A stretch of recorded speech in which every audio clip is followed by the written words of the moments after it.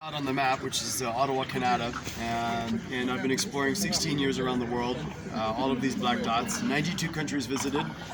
My goal is 196 countries, so my goal is to try and do every official country in the world. I made this project in Hong Kong 8 years ago. I wanted to tell my story, show my photos, inspire people to go to unknown places, and it was a hit in Hong Kong, so I took it with me, and it's been growing bigger and bigger ever since. This is my 4th time in Ukraine. My last time was about 3 years ago, and I showed this all around the country, and I just met wonderful people with big hearts. And then I continued my journey, went to India, Sri Lanka, blah, blah, blah. And then COVID takes over the world. I go back to Canada, the first time home after 7 years.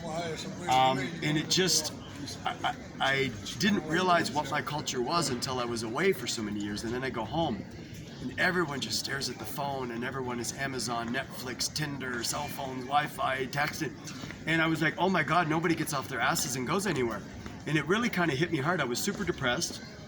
So after 6 months of just waiting for COVID, I said I will give it 1 year at home, and if COVID's still here, I'm going to road trip Canada.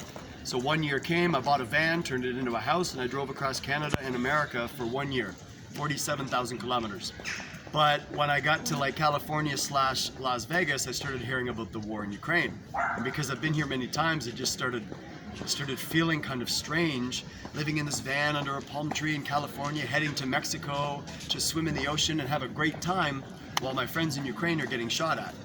And morally, I just started feeling kind of sick to my stomach. So the final deciding point was when I was in Las Vegas. I was working at another street project, not this one, making piles of American money, seeing all these drunk idiots running all over the Las Vegas Strip. And then I went one night after work to a gym just to have a shower, have a quick workout, and I saw all these televisions, 50 of them in front of all the treadmills, right? All these fat Americans doing their cardio, watching the television. 49 TVs had all of these like reality shows, right? Like Survivor or whatever, and The Voice and all of this stuff. And one little TV way down at the end had the Ukraine war on CNN. And I just started thinking, like, honestly, if I had never been to Ukraine before, I would probably be that guy watching Will Smith slap Chris Rock and all that crap that was all over the news for a long time. But because I spent time in Ukraine and I was watching that TV just to see what was going on. And I started messaging my friend in Lviv, who I've stayed with many times, and I said, if I came to Ukraine, do you think I could help in any way? And he goes, well, one, you don't speak Ukrainian, you don't speak Russian, you don't have military training, what are you going to do? Sell photos on the street? And I'm like, actually, maybe. I could raise money doing it, and I can just give ice cream to kids and give people a hug, and just the fact that I've got an English language coming from Canada, they'll be like, why the hell are you here? That might be enough to give people some hope and some smiles, right? So then the next day I went back to the Las Vegas Strip, worked a little bit more, and I just saw a lot of stupidity. So I said, that's it, boom. Booked a flight, flew to Poland, and I've been here for 4 months now in Ukraine. So. And what cities you was before? I've been about 15 cities around Ukraine now. I don't know if I can remember them all, but Rivne, Klevin, Lviv, Ivano-Frankivsk, Carpathian Mountains as well, Kamenets-Podilsky, Chernivtsi, Odessa, Mykolaiv, Dnipro, Kharkiv, Kiev. I was just in Bucha and Irpin. I went around. I went to the east to see, and to document and to donate some money to a volunteer organization. Ternopil. So I think that's about 14, 15 cities. So it's my first time here.